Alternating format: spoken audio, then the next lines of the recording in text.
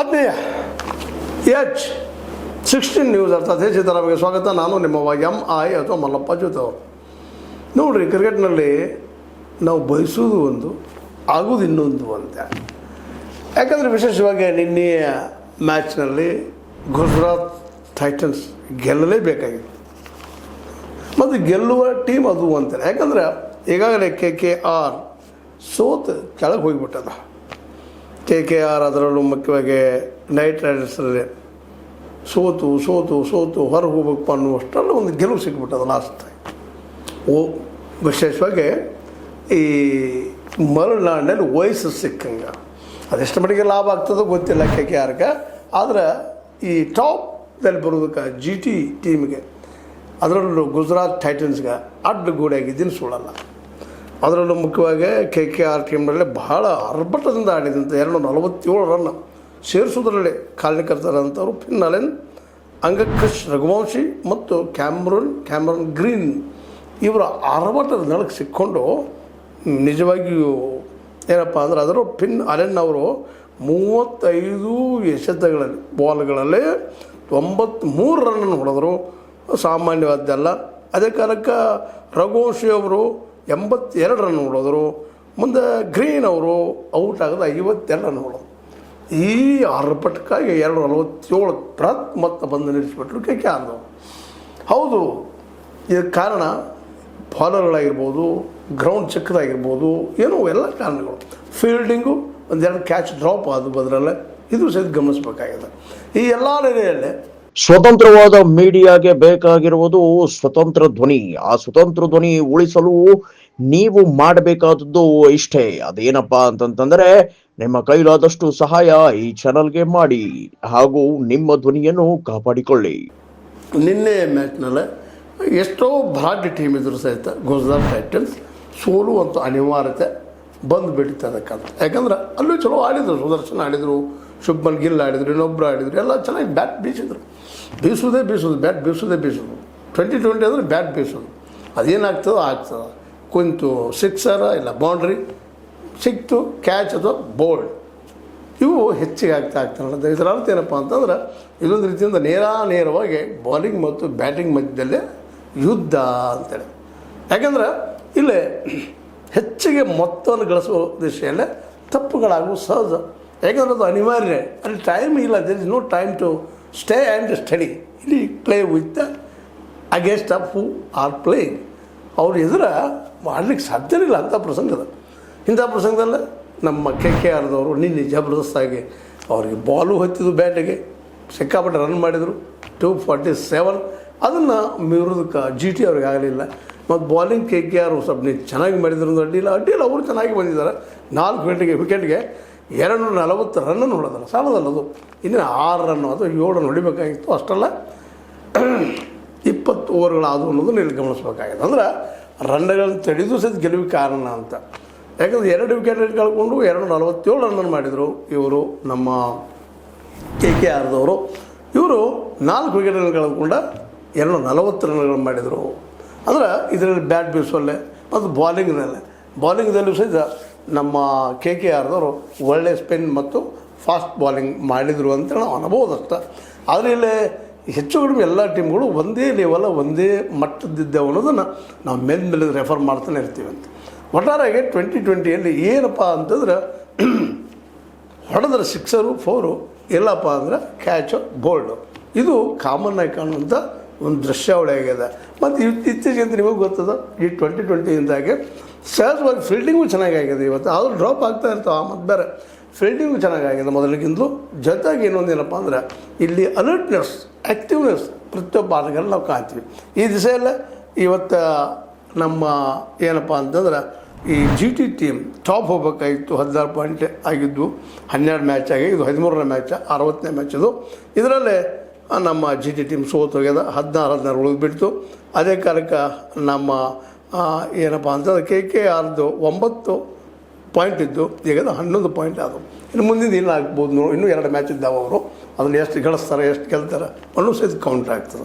ಏನೋ ಅಲ್ಲಿ GT ಮಾತ್ರ ಟಾಪ್ 4ದಲ್ಲೇ ಇನ್ನೂ ಅದ ಅನ್ನೋದು ಗಮನಿಸ್ಬೇಕು. ಟಾಪ್ 4ದಲ್ಲಿ ಈಗ RCB ಫಸ್ಟ್ ಅದ, ಸೆಕೆಂಡ್ GT ಇತ್ತು, ಈಗಲೂ GTನೇ ಇದೆ, ಥರ್ಡು SRH, ಫೋರ್ತು PBKS, ಒಂದು RR 5ನೇ ನಂಬರ್ ಇದೆ. ಇವತ್ತು ಮ್ಯಾಚ್ಗಳಿದ್ದಾವೆ. ಏನಪ್ಪ ಅಂತಂದ್ರೆ RR ಮತ್ತು ಇನ್ನೊಂದು ಡೆಲ್ಲಿ ಕ್ಯಾಪಿಟಲ್ಸ್ ಮಧ್ಯದ. ಅದರ ಜೊತೆಗೆ ಇನ್ನೊಂದು ಏನಪ್ಪ ಅಂದ್ರೆ RCB ರಾಯಲ್ ಚಾಲೆಂಜರ್ಸ್ ಜೊತೆಗೆ ಪಂಜಾಬ್ ಕಿಂಗ್ಸು ಇವತ್ತು ಇಲ್ಲ ಮಡಿ ಅನ್ನೋಂಥ ಪರಿಸ್ಥಿತಿ ಇದು. ಇವತ್ತು ಗೆಲ್ಲಲೇಬೇಕಂತ ಪರಿಸ್ಥಿತಿ. ಮತ್ತು ಟಾಪ್ ಉಳಿಸೋ ಸಲುವಾಗಿ RCBನೂ ಇವತ್ತು ಗೆಲ್ಲಲೇಬೇಕಂತ ಅದ್ರದ್ದು ಪರಿಸ್ಥಿತಿ. ಇದು ಶಾಲಾದಲ್ಲಿ ಆಗ್ಲಿಕ್ಕದ. ಅದೇ ಕಾಲಕ್ಕೆ ನವದೆಹಲಿಯಲ್ಲೇ ಈ ನಮ್ಮ ಸೂರ್ಯವಂಶಿಯ ಪರೀಕ್ಷೆ ಆಗ್ಲಿಕ್ಕದ. ಯಾಕಂದರೆ RR ರಾಜಸ್ಥಾನ್ ರಾಯಲ್ಸ್ ಟೀಮಿಂದ ಆಡುವಂಥ ಈ ಒಂದು ನಮ್ಮ ಏನಪ್ಪ ಅಂದ್ರೆ ವೈಭವ್ ಸೂರ್ಯವಂಶಿ ಆಟೋನು ಇವತ್ತು ಭಾಳ ಮಹತ್ವದ. ಅಂದ್ರೆ ಇವತ್ತು ನಡೆಯುವ 4 ಟೀಮ್ಗಳಿಗೂ ಇವತ್ತು ಅಗ್ನಿ ಪರೀಕ್ಷೆ ಸಂಡೇ ಇರೋದ್ರಿಂದಾಗಿ ಇವತ್ತು 2 ಮ್ಯಾಚ್ಗಳಾಗ್ತವೆ. 4 ಟೀಮ್ಗಳ ಅಗ್ನಿ ಪರೀಕ್ಷೆ ಆಗ್ತದೆ. ಇದರಲ್ಲಿ ಯಾರು ಗೆಲ್ಬೋದು ಸೋಲ್ಬೋದು. ಸಾಯಂಕಾಲ ಒಂದು 3:30ಕ್ಕೆ ಸ್ಟಾರ್ಟ್ ಆಗ್ತದೆ, ಮತ್ತೊಂದು ಸಾಯಂಕಾಲ 7:30ಕ್ಕೆ ಸ್ಟಾರ್ಟ್ ಆಗ್ತದೆ. Punjab Kings versus Royal Challengers ಅದು ಮಧ್ಯಾಹ್ನ 3:30.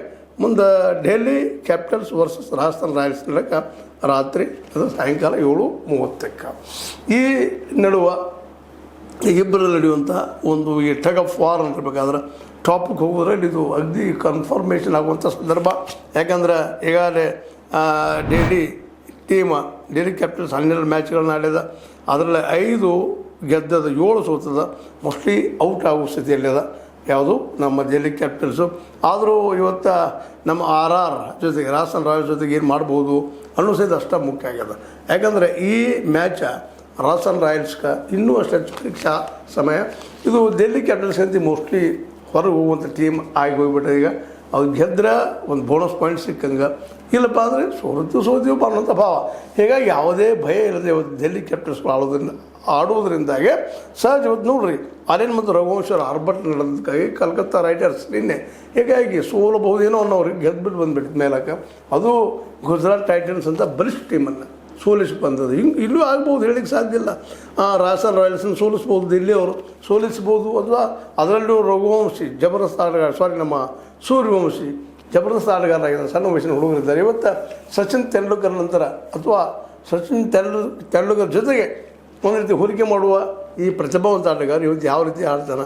ಅದೇ ಕಾಲಕ್ಕೆ ಒಬ್ಬ ಮಿಚೆಲ್ ಸ್ಟಾರ್ಕ್ ನಮ್ಮ ಡೆಲ್ಲಿ ಕ್ಯಾಪಿಟಲ್ಸ್ ಪರವಾಗಿ ಆಡುತ್ತಿರುವಂಥ ಬೌಲರ್, ಅವ್ರು ಯಾವ ರೀತಿಯಾಗಿ ಇವ್ರನ್ನ ಪರೀಕ್ಷೆ ಮಾಡ್ತಾರೆ ಅನ್ನೋ ಸಹಿತ ಇವತ್ತು ನೋಡಬೇಕಾಗಿದೆ.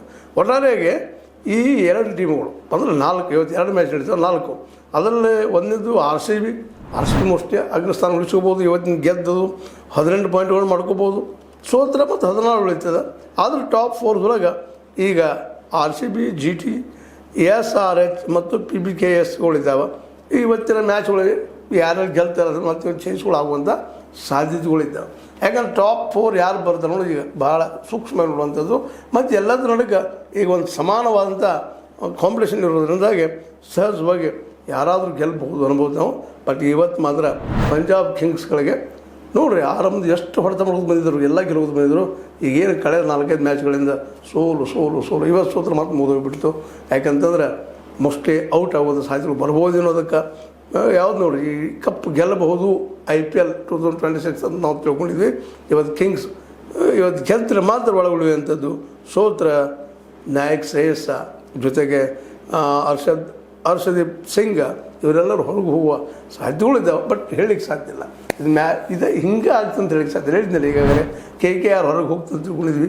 ಆದರೆ GTR ಜೊತೆ ನಿನಗೆ ಗೆದ್ದು ಇನ್ನೂ ಕಾಂಪಿಟೇಷನ್ ನಾವು ಇದ್ದೀವಿ ಅನ್ನುವಂಥ ಒಂದು ಮೆಸೇಜನ್ನು ಈಗ ಕೊಟ್ಟಿದ್ದರಿಂದಾಗಿ ಎಲ್ಲ ಟೀಮ್ಗಳು ಇವತ್ತು ಒಂದು ರೀತಿಯಿಂದ ತಮ್ಮನ್ನು ತಾವು ಪರೀಕ್ಷೆ ಮಾಡ್ಕೊಳ್ಳೋಂಥ ಪ್ರಸಂಗಗಳು ನಿರ್ಮಾಣ ಆಗಿದ್ದಾವೆ. ಇಲ್ಲಿ ಅದೇ ಕಾಲಕ್ಕೆ RCB ಅದರ ಕಿಂಗ್ಸ್ ಆಯ್ತು. ನಮ್ಮ ಏನಪ್ಪ ಅಂದರೆ ದಿಲ್ಲಿ ಕ್ಯಾಪಿಟಲ್ ವಿರುದ್ಧ ರಾಜಸ್ಥಾನ್ ರಾಯಲ್ಸ್ ಇವತ್ತು ನಡೆಯುವಂಥ ಮ್ಯಾಚ್ಗಳು ಎಲ್ಲರಿಗೂ ಆಕರ್ಷಕ ಇದ್ದಾವೆ. ಮತ್ತು ಇವತ್ತಿಗೂ ಸಹಿತ 508 ರನ್ ಹೊಡೆದಂಥ ಹೆನ್ರಿಸ್ ಕ್ಲಾಸನ್ ಆರೆಂಜ್ ಕ್ಯಾಪ್ ಇದೆ, ಅವರು ಸನ್ರೈಸರ್ಸ್ ಟೀಮ್ನವರು. ಇನ್ನು ಪರ್ಪಲ್ ಕ್ಯಾಪ ಇವತ್ತಿಗೂ ಸಹಿತ ಭುವನೇಶ್ವರ್ ಕುಮಾರ್ RCB ಅವರ ಹೆಸರಲ್ಲದ. ಇವತ್ತು ಮತ್ತೇನು ನೋಡ್ಬೋದು 22 ವಿಕೆಟ್ ತೊಗೊಂಡಿದ್ದಾರೆ. ಮತ್ತೆಷ್ಟು ತೊಗೊಳ್ಬೋದು ಇವತ್ತು ಅನ್ನುವಂಥದ್ದು. ಏನೋ ಇರಲಿ, ಒಟ್ಟಲ್ಲೇ ಒಂದು ಮನೋರಂಜನೆ ನೀಡುವ ಈ IPL 2026 ನಿಜವಾಗಿಯೂ ರಿಮಾರ್ಕೆಬಲ್ ಆಗಿ ಉಳಿಯುವ ಸಾಧ್ಯತೆಗಳಿಲ್ಲ ಇದ್ದಾವೆ. ಯಾಕಂದ್ರೆ ನಿರಂತರವಾಗಿ 5 ಮ್ಯಾಚ್ಗಳು ಗೆದ್ದಂತಹ MI ಅದರ ಮುಂಬೈ ಇಂಡಿಯನ್ಸ್ ಹೊರಗೋದಂಗೆ ಆಗ್ಯದ. ಅದೇ ಕಾಲಕ್ಕೆ ಇನ್ನೊಂದು CSK ಮೋಸ್ಟ್ಲಿ 12 ಮ್ಯಾಚ್ ಆಗ್ಯದವ. ಅದು ಮ್ಯಾಲೆ ಏರು ಬರ್ತದನ ಅನ್ನೋಂಥ ಪ್ರಶ್ನೆಗಳಿದ್ದಾವೆ. ಏನೋ ಆಗಲಿ ಕ್ರಿಕೆಟ್ ಯಾವಾಗಲೂ ಅನಿಶ್ಚಿತ ಆಟಲ್ಲ, ಪ್ರಜಾಪ್ರಭುತ್ವದ ನೆಲೆಗಟ್ಟಿನ ನಿರ್ಮಾಣ ಅಂತ. ಈ ಕ್ರೀಡೆ ಯಾರನ್ನೂ ಡಿಕ್ಟೇಟ್ ಮಾಡಿಕೊಳ್ಳಲಿಕ್ಕಿಲ್ಲ, ಇದು ಹಿಂಗೆ ಆಗಬೇಕು ಹಿಂಗೆ ಇರ್ತದೆ ಅನ್ನೋದು ಮಾಡಿಕೊಳ್ಳೋದಿಲ್ಲ ಅನ್ನೋದು ಈ ಎಲ್ಲ ಮ್ಯಾಚ್ಗಳನ್ನು ನಾವು ಮನವರಿಕೆ ಮಾಡ್ಕೋಬೇಕಾಗ್ಯದ.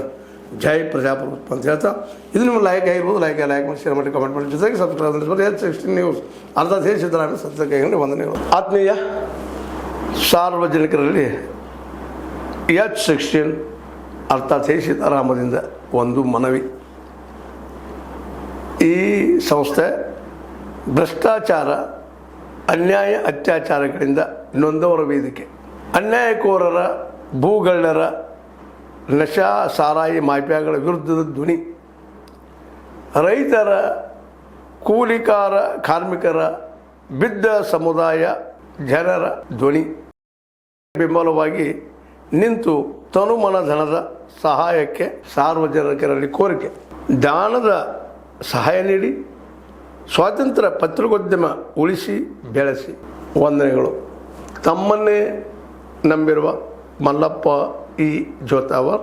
ಈ ಕೆಳಗಿನ QR ಸ್ಕ್ಯಾನ್ ಮಾಡಿ ಅಥವಾ ಈ ನಂಬರ್ ಅಂದರೆ 7411402405ಗೆ ಇಲ್ಲ 9686864852ಗೆ ನೀವು ಫೋನ್ಪೇ ಮಾಡಿ, ಪೇಟಿಎಮ್ ಮಾಡಿ ಅಥವಾ ಇನ್ನಾವುದೇ ಮಾಧ್ಯಮದಿಂದ ಗೂಗಲ್ ಮೂಲಕ ಸಹಾಯ ಮಾಡಿ ಈ ಪ್ರಾಮಾಣಿಕ ಪತ್ರಿಕೋದ್ಯಮವನ್ನು ಉಳಿಸಿ ಅಂತ ಮತ್ತೊಮ್ಮೆ ಮನವಿ. ವಂದನೆಗಳು.